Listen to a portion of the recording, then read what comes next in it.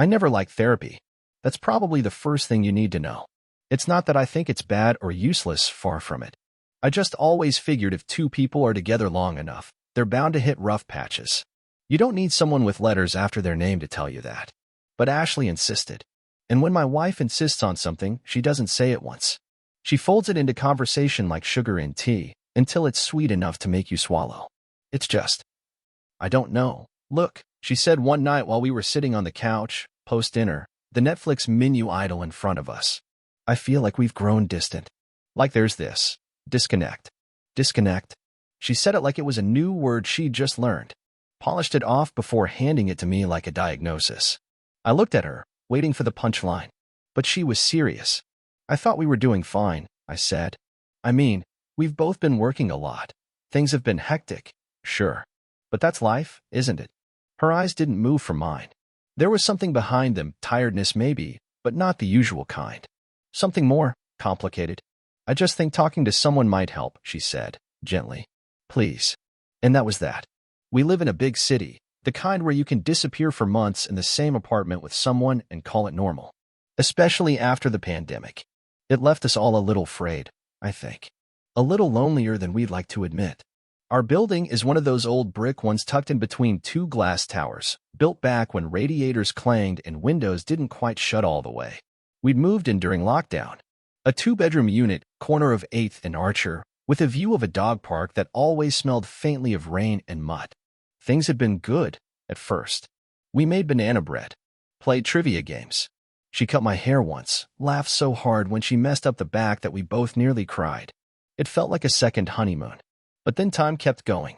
She started working late, got into mindfulness podcasts, began sleeping with her back to me more often than not.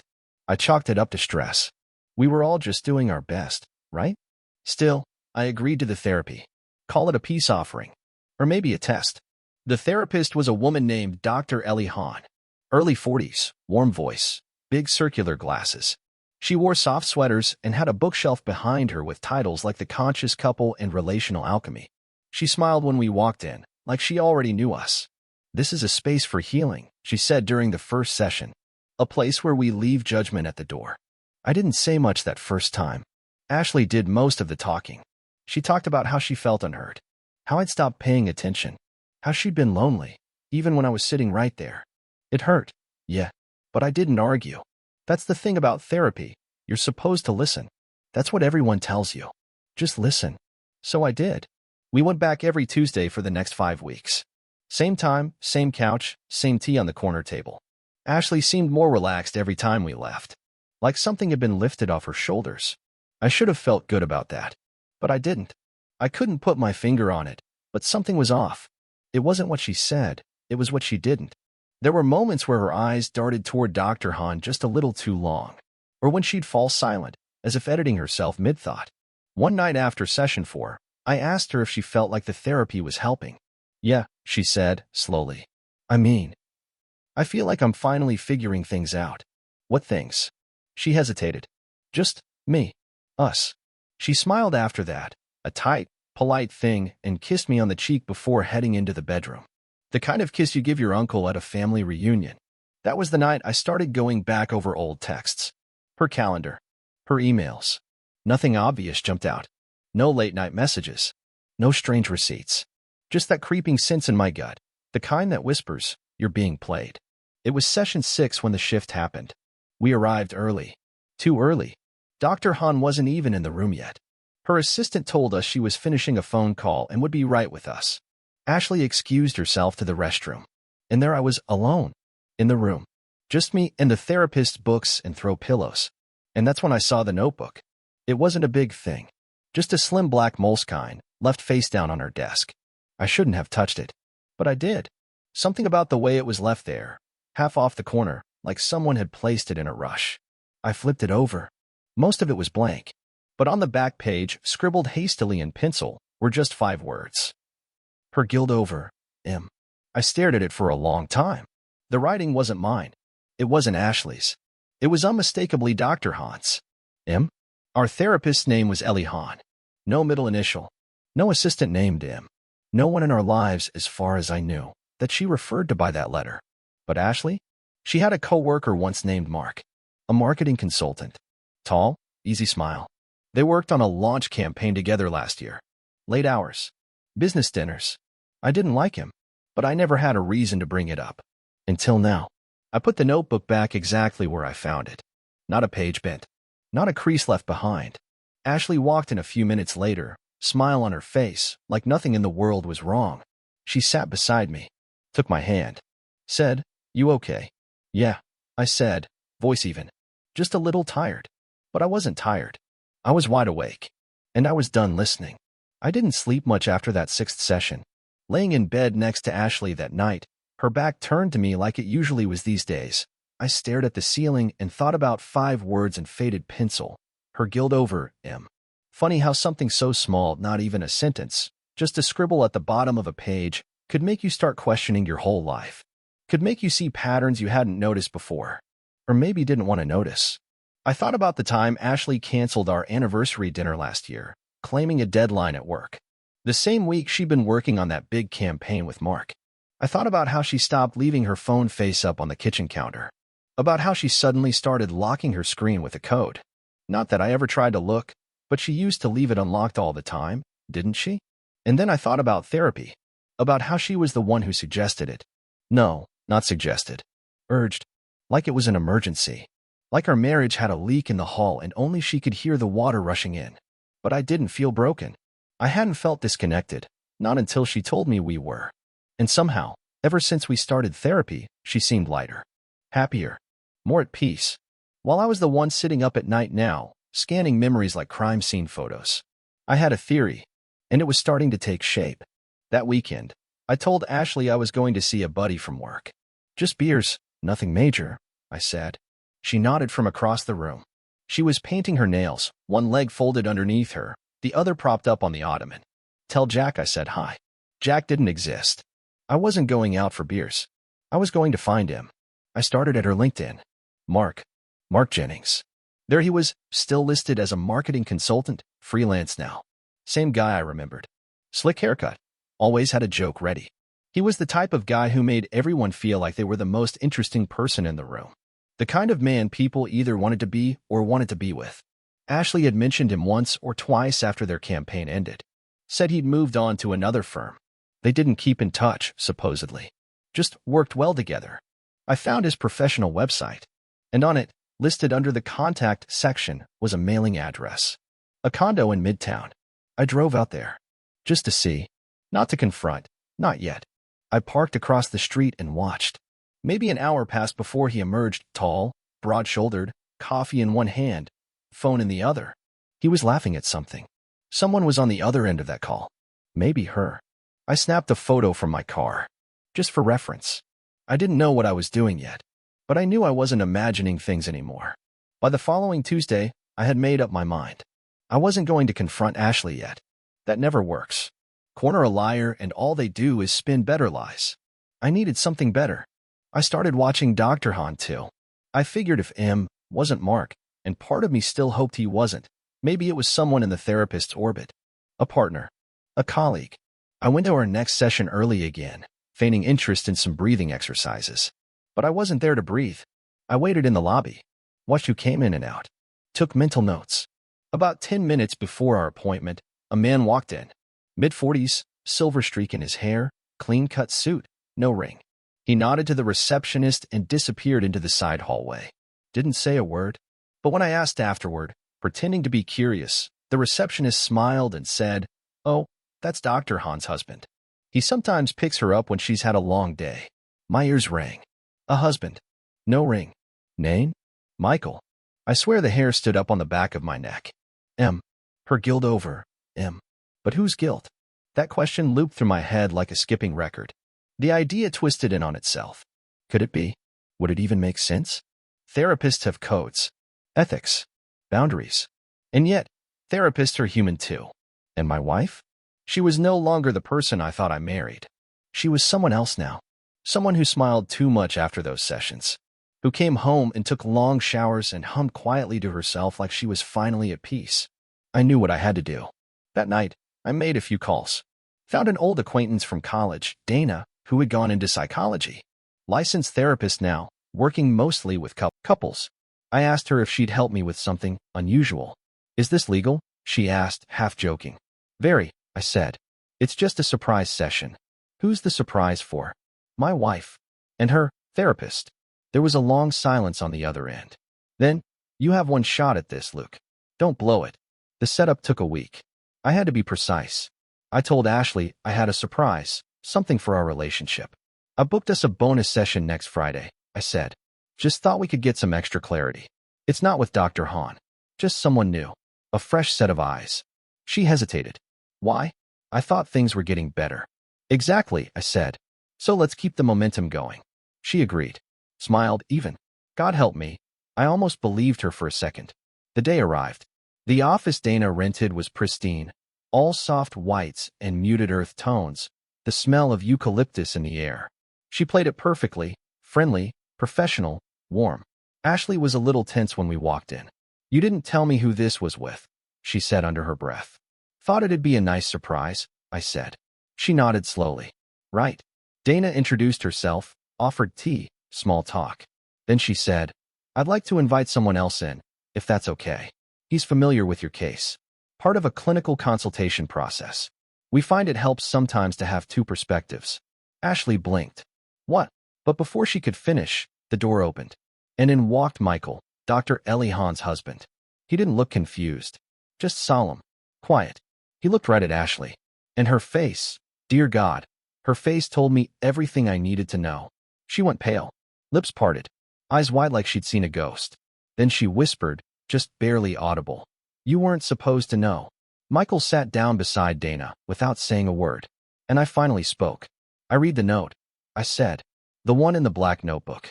Her guilt over M. I thought it was Mark. But it's not. I turned toward my wife. The woman who dragged me to therapy to fix a disconnect she'd caused. You've been sleeping with your therapist's husband, haven't you? The room was silent. Ashley didn't speak. Didn't cry. Didn't deny it.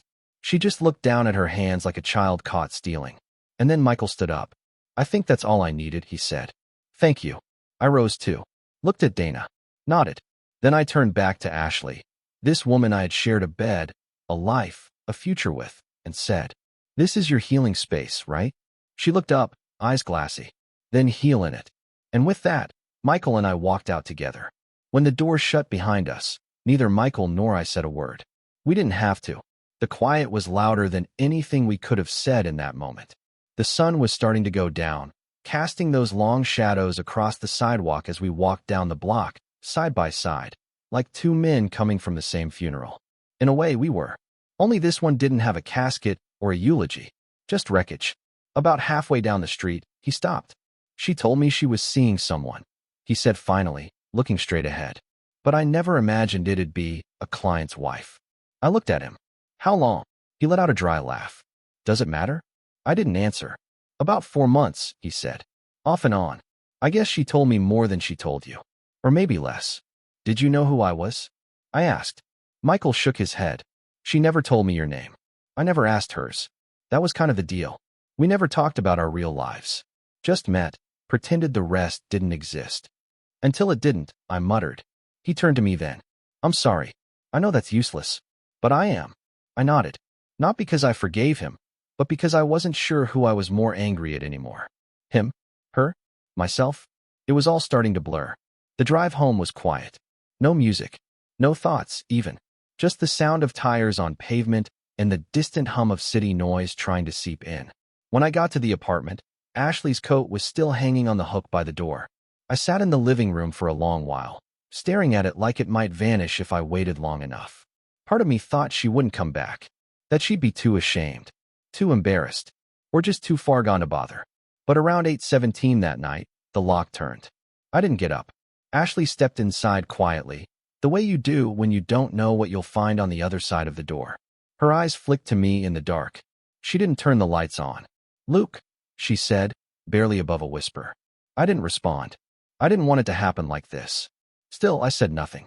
She stepped further in, setting her purse down like it weighed 100 pounds. You must hate me. Don't flatter yourself, I said. My voice was even. Too even. She winced, maybe from the tone, maybe from the truth of it. I thought I needed something else, she said. Something outside of this. Of us. You thought you'd find that in a married man? I asked. In your therapist's husband? I didn't know at first, she said quickly. Not when it started. It was just someone I met at that gallery opening back in February. I didn't connect the dots until after it was too late, I said. She nodded. Why not stop? I asked. Why not come clean? Why drag me to therapy? Why keep the lie going? Ashley crossed her arms, shivering a little, even though the room wasn't cold. Because you deserved better than the truth, she said. I laughed at that. No, I deserve the truth. You just didn't want to be the one to say it. She sat down across from me, and for a long minute we just stared at each other. This was the same woman I'd spent 10 years with. Shared holidays, inside jokes, arguments, slow dances in the kitchen. And now, I couldn't even recognize her. I don't know who you are anymore, I said. I don't know either, she whispered. And for the first time that night, I believed her. The next day, she packed a suitcase. She didn't ask if I wanted her to leave. She just knew. The silence had said more than words ever could. There wasn't screaming. No broken dishes or slammed doors. Just the quiet resignation of people who'd both lost something they couldn't name. I'll stay at Claire's, she said. Just for a little while. I need time to think. Take all the time you want, I said. She paused at the door. Do you want to talk about what happens next? About us. There is no us, Ashley. She flinched, nodded, and left without another word. That weekend, I got a call from Dana. Just wanted to check in, she said gently. How are you holding up? I appreciated her voice. Soft, but not pitying. Direct. Clear. Like someone pulled the rug out from under my entire life, I said. That's fair, she replied. We talked for a while. She told me about similar cases. Not that anything like this was normal, but infidelity was rarely as clean as people expected it to be. It's not just betrayal, she said. It's betrayal wearing a mask of intimacy. It's what makes it so hard to process. That stuck with me. She offered to recommend someone I could talk to. Not a couples therapist. Just someone for me. I didn't say yes, but I didn't say no either. 3 days later, I got a text from an unknown number. Michael, I hope it's okay that I reached out. I'm filing for separation. Just thought you should know. I stared at the message a long while before replying. Me. Thanks for letting me know. He didn't text back. I didn't expect him to. But later that night, I poured myself a glass of scotch and thought about how strange it was. Two strangers bound together by one woman's lies, both walking away from the same fire, burned differently. In the weeks that followed, I started putting my life back together. I returned to work, told only my closest friends the truth, and even then, only pieces. People don't know what to say when you tell them your wife slept with your therapist's husband. It breaks their faces, warps their mouths into that fake sympathy they teach in HR seminars. I cleared out the bedroom, washed the sheets 3 times even though they didn't smell like her anymore. I bought a new set of dishes. Small things, but they helped. One night, I dug out an old box of photos. Before everything. Before therapy. Back when we were still just Luke and Ashley, 2 people trying to build something real. I thought maybe I'd cry, that it would break me all over again. But all I felt was numbness. Not cold. Not hollow. Just done. One day, weeks later, I got a letter in the mail. No return address. I recognized the handwriting instantly. It was from Ashley. It wasn't long. Just a few lines. Luke, I don't expect forgiveness. I'm not even sure I'd want it. But I need you to know I never stopped loving you. Even when I stopped deserving you. I hope someday you find peace, and someone who never makes you question it. Hey, I folded the letter neatly, placed it in a drawer I hardly ever opened, and went back to living. Not because I had closure, but because I finally understood something. Sometimes healing doesn't come from answers. It comes from walking away before the damage becomes permanent. There's something strange about silence after chaos. You think you'll welcome it, that it'll feel like peace. But what it really feels like is absence. In the weeks after Ashley left, the apartment was too quiet. Her things were mostly gone. Just the couch blanket she always claimed but never folded, a chipped mug she favored for morning tea, and a few forgotten socks in the laundry drawer that I refused to touch. The rest? Gone. And yet her presence lingered, like a ghost that hadn't figured out how to move on. Every time I opened a cabinet, I braced for her hand to reach for the sugar before mine. Every time I turned a corner, I half expected her there, barefoot, with that faraway look in her eyes she always had when she was deep in thought. But the house was still, always still. except inside my head. I took Dana's advice and called the therapist she recommended. Her name was Simone. Mid-50s. Direct without being cold. The kind of woman who's seen people walk into her office broken and leave stitched together, sometimes with scars, but still standing. Our first session was over video. I sat in the kitchen, laptop open, coffee mug in hand, feeling vaguely embarrassed even though I had no reason to be. "You don't have to spill everything at once," she said, right off the bat. "We'll just take it one piece at a time." So I gave her pieces.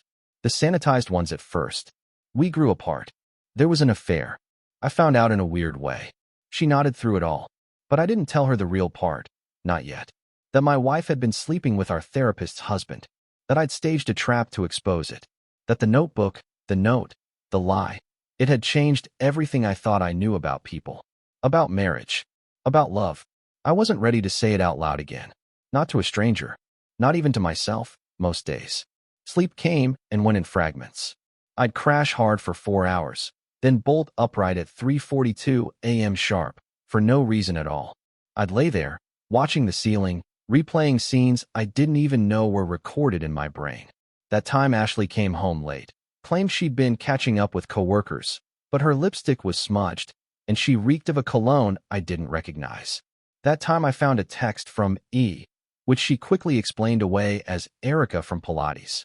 That strange hesitation in her voice when I brought up our summer vacation and she said, "Let's talk about it later." In the moment, I took it all as normal. Relationships have those moments, right? The small lapses, the white lies. Everyone keeps tiny secrets, don't they? But now, each one hit differently. Like echoes bouncing off a canyon wall I'd never noticed until now. I started journaling, on Simone's suggestion. At first, I hated it. Felt like homework. But eventually, it turned into something I needed. Some entries were letters I'd never sent. "Dear Ashley, do you remember the time we stayed up all night rearranging furniture just because we couldn't sleep? We laughed so hard when the bookcase fell over. You said, 'We're such a mess.' I said, 'Yeah, but it's our mess.' When did you stop feeling that way?" Other entries were less sentimental. "Today I cleaned the bathroom and found your old lavender shampoo. Threw it out. Felt like tossing a grenade into the past." I wrote like no one would ever read it. Because no one would. These weren't for reconciliation. They were a way of processing grief without holding a funeral. Because how do you bury a love that didn't die, just changed shape? About a month after the session, I got a text from Claire, Ashley's best friend. "Hey Luke, I don't want to overstep, but I wanted you to know Ashley's moved in with her sister. She's not doing great. Not that it makes anything okay. Just thought you should know." I read the message 3 times. Then I turned my phone over and left it on the table. Claire didn't mean harm. I knew that. But her message landed like a trick question. One of those moments where you're supposed to feel bad about someone who broke you. I didn't reply. I wasn't angry. Just detached. Let her not be okay. She'd made her choices. And now we were both living with them. One Saturday, I bumped into Michael. It was at the grocery store, of all places. We stood in the same aisle, both staring at jars of marinara like they held the secrets of the universe. We saw each other at the same time. He gave a small nod. "Luke." "Michael." An awkward pause. Then he chuckled softly. "You'd think after everything, one of us would have moved to a different side of town." I shrugged. Apparently heartbreak likes convenience. We stood there in silence. It wasn't hostile, but it wasn't friendly either. Then he said something that stuck with me. "I thought I knew what I was doing," he said. "That I was rescuing someone from a bad relationship." And I asked. She didn't need rescuing. She needed attention. And she didn't care who she got it from. He looked older somehow. Like regret had weathered his face a bit in the weeks since. I nodded and turned to go. But he called out once more. "For what it's worth, I think you were the only one in that room who was ever honest." I didn't look back. But I did let the words sit with me for the rest of the day. Maybe for the rest of the week. Eventually, I made changes. I quit the gym Ashley had signed us up for and found a different one 2 neighborhoods over. I took down our wedding photo. Not with a rage or a sense of finality, just quiet acceptance. Like returning something that no longer fit. I sold the bed. Bought a new one. Firmer, cleaner, without the weight of memories. That night, I slept better than I had in months. I deleted her contact. Not to be cruel, but because I didn't need the temptation of what if. And I made a rule. No more revisiting the past. No scrolling through old photos. No rereading texts. No tracing the outlines of moments I couldn't get back. I wasn't healing, but I was rebuilding. And that was enough for now. By early spring, Simone and I had gotten into a rhythm. One session a week, sometimes two. She started asking me about what I wanted next, not in relationships, but in life. And it caught me off guard, because I hadn't thought that far ahead. What do you do when the future you planned evaporates? You improvise, I guess. I told her I didn't have answers yet. That's okay, she said. The first step is realizing the old answers don't work anymore. The rest comes with time. The next time I opened that drawer with Ashley's letter, I pulled it out, read it once, and then, without ceremony, tore it in half. Not because I hated her, but because it didn't belong in my life anymore. What happened to us was real. So was the love, at least for a while. But it ended in dishonesty. And I wasn't going to keep watering a dead plant. The echoes still came sometimes. Her laugh in the back of my mind. That night we danced to a scratchy record and made pancakes at 2 a.m. for no reason. But they were just that, echoes. And echoes can't hurt you once you stop answering back. It's strange what becomes unfamiliar when your world gets cracked open. There were entire blocks of this city I couldn't walk down without feeling a twinge. The restaurant on 11th where Ashley and I had our third date. The bookstore on Grant where she once slipped a note into a paperback and dared me to find it. The dog park where we used to sit on Sunday mornings, coffee in hand, and talk about a future we never actually built. After she left, those places didn't feel like mine anymore. I avoided them like potholes, like they might pull me back into something I'd worked hard to crawl out of. But you can't spend your life dodging ghosts. Eventually, they start appearing in the places you least expect, and they stop being scary. Just familiar. Like old furniture you no longer need. By April, it had been about 10 weeks since the day everything broke open in that office. Life didn't feel normal yet, but it didn't feel unbearable either. The grief had softened into something duller, less like a stab wound, more like an old bruise. You press it, and it still hurts, but you don't wince anymore. I was still seeing Simone once a week. Still journaling, though not as religiously. And I'd even reconnected with an old friend from college, Max, who dragged me to trivia nights and double-booked me into group hikes that I pretended to complain about, but secretly appreciated. "Man, you're starting to sound like you again," he said one night over drinks. I raised an eyebrow. I wasn't aware I sounded any different. Max leaned back in his chair. "You didn't used to pause before laughing." I didn't know what to say to that, so I just sipped my beer and let the quiet sit between us. He wasn't wrong. One of the unexpected things that stuck with me was how people responded to the story, or more accurately, to the version of the story I chose to tell. I never told anyone about the note in the therapist's office. Never told them about Michael, or the stage session. When people asked why Ashley and I split, I kept it vague. We grew apart. Things got complicated. It just wasn't working anymore. Because if you tell someone your wife slept with your couple's therapist's husband, their eyes change. They tilt their heads. They offer apologies too big for their mouths. And then they watch you a little differently, like you're a fragile thing they don't quite know how to handle. I didn't want pity. I wanted peace. So I kept the full story in a locked drawer, along with the letter I'd torn in half, the copy of our marriage license I never looked at, and the photo booth strip from Coney Island that used to live on our fridge. That drawer had become a cemetery, and I had no plans to visit. It was a Wednesday when I saw her again. Ashley. I was walking through Easton Square on my lunch break, earbuds in, half listening to a podcast I couldn't focus on. I passed a farmer's market setup and looked up, and there she was, standing in front of a produce stand, wearing a navy coat I didn't recognize. Hair shorter, eyes heavier. She didn't see me at first. I had maybe 5 seconds to turn and walk away, pretend it never happened. But I didn't. I approached slowly, removed one earbud, and said quietly, "Hey." She turned, startled, and when her eyes met mine, something in her face shifted. Not joy, not guilt, just a kind of worn tenderness. Like seeing a chapter of your life standing in front of you. "Luke," she said. Just my name. Like it still meant something. We stood there in awkward silence for a few moments. Then she smiled faintly. "You look good." "You too." I lied. She looked tired. Pale in a way that wasn't about makeup. Smaller, somehow. "I've been meaning to reach out," she said. I nodded. "But you didn't." "No," she admitted. "I wasn't sure I had the right to." "That's probably the first honest thing you've said to me in a while," I replied. She flinched, but not in an angry way. Just accepting. I've been accepting. I've been staying with my sister, she said, trying to reset. How's that going? She shrugged. I feel like a guest in someone else's house. But maybe that's what I deserve right now. I watched her for a moment, the way she shifted her weight, the way her hands gripped the tote bag a little too tightly. You were never going to tell me, I said. About Michael. Her lips parted slightly, like she wanted to deny it. But she didn't. No, she said. I wasn't. Because you knew if you did, you couldn't justify therapy anymore. You needed me to think we were broken. Tears welled in her eyes, but she didn't cry. Not really. Just held it there like a tightrope walker, balanced on shame. I'm sorry, she whispered. I know that doesn't fix anything. But I am. I know, I said. And I did. But that wasn't the point anymore. What do you want from me, Ashley? I asked.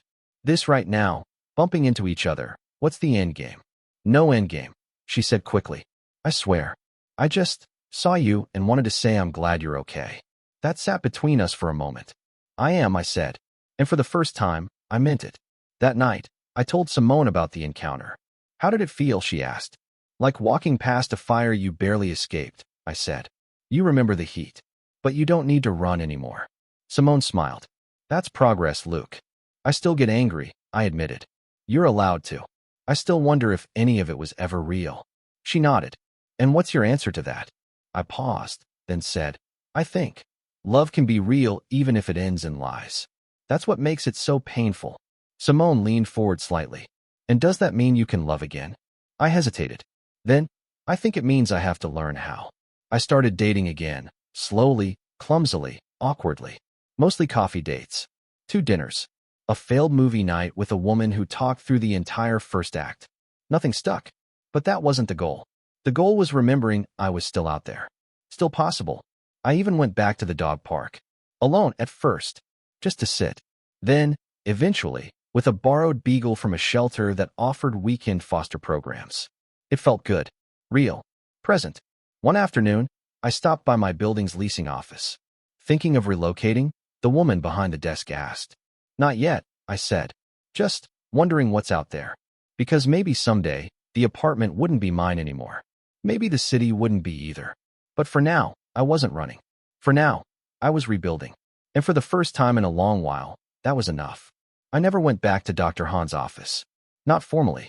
Not for any session or closure or confrontation.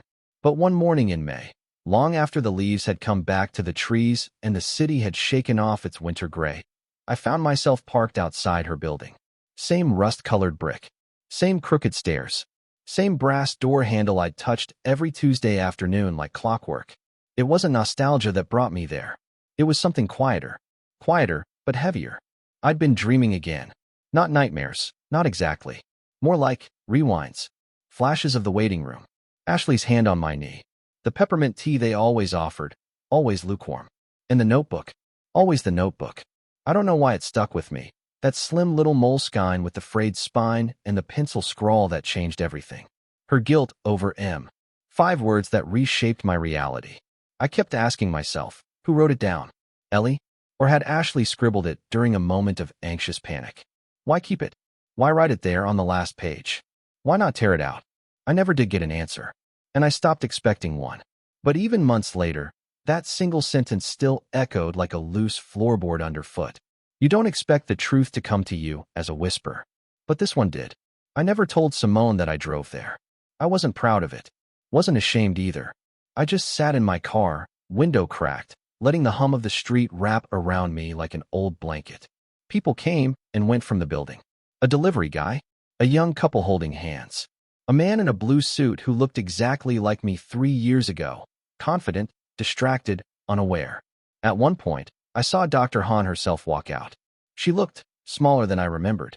Or maybe I'd just grown. Her hair was tied up. She wore a navy jacket, her expression unreadable. I wondered if she knew. About Michael. About what had happened. About how her name, once so carefully associated with growth and guidance, had been scribbled into the margins of something sordid. She walked past without looking. No recognition. Just another person moving through her own life, unaware of the debris she'd left behind in someone else's. I didn't wave. Didn't call out. That part of my life had ended without a goodbye. I saw no reason to change that now. A few days later, I found the notebook. Not the notebook, but my notebook. The one Simone had encouraged me to start months earlier. It had filled slowly. Some days with just a line. Other days with paragraphs that poured out like water breaking through a dam. When I flipped back to the beginning, I hardly recognized the man who'd started it. His handwriting was tighter, his words edged with disbelief and anger. He was trying to make sense of something he'd never imagined would be part of his life. Here was the first entry, dated February 17th. I don't think she loves me anymore. But she hasn't said it. She just isn't here, even when she's sitting right next to me. Another, dated a few weeks later. We talked about therapy. She said she wanted to repair the disconnect. I didn't know we were broken. Maybe that makes me the problem. Or maybe that makes me the only one who hasn't been lying. And then the entry dated March 14th, the night after everything came out. Her guilt over M. I can't stop seeing it. Those words. They loop in my head like a song I never asked to hear. But worse than the betrayal is how little she fought to stop it. She handed me the rope, then acted surprised when I pulled the truth out of the well. That was the turning point. After that, the entries began to change. Not fast, not in some fairy tale arc of recovery, but slowly, steadily. The voice on the page began to sound more like someone finding his footing, a man unlearning blame and relearning boundaries. And then I reached the most recent page, dated just a week ago. I no longer wonder why she did it. I no longer ask myself if it was my fault. I've stopped measuring the worth of our marriage by how it ended. The truth is simple. We were good until we weren't. She chose to lie. I chose to heal. She left the fire behind. I walked through it. I closed the notebook gently, not with finality, but with understanding. By early summer, I made a decision. I was going to move, not out of desperation, not to erase the memories, just to start fresh. The apartment had been good to me, but every inch of it had become a map of what was and what wasn't. I wanted a place where the walls hadn't heard any arguments, where the bedroom didn't remember being empty. I found a loft on the south side, a little smaller, a little sunnier. Brick walls, hardwood floors, and a balcony just big enough for a chair and a potted plant. I moved in on a Saturday. Max showed up with 2 pizzas and a 6-pack, and we sat on the floor eating slices off paper plates like college kids. This place feels like a reset, he said, looking around. It is, I said. But it's not about forgetting. What's it about then? I thought for a moment. It's about honoring what I survived. He clinked his beer bottle against mine and said, to the survivor. We didn't toast to Ashley, or Michael, or anyone else. Just me. One night, about a month after I moved in, I sat out on the balcony. It was warm, the kind of summer warmth that feels like a weighted blanket. The city buzzed beneath me, alive but distant. I pulled out my journal again, flipped to the back page, and wrote. I used to think the worst thing in the world was being betrayed. But the worst thing is losing yourself because someone else decided you weren't enough. I found myself again. Not the man I was before, the man I became after. And for the first time in a long time, I trust him. I closed the notebook and set it aside. Then I sat in silence, not because I was waiting for something, but because silence no longer scared me. The echoes were gone. The house was quiet. And this time, I was the only one inside.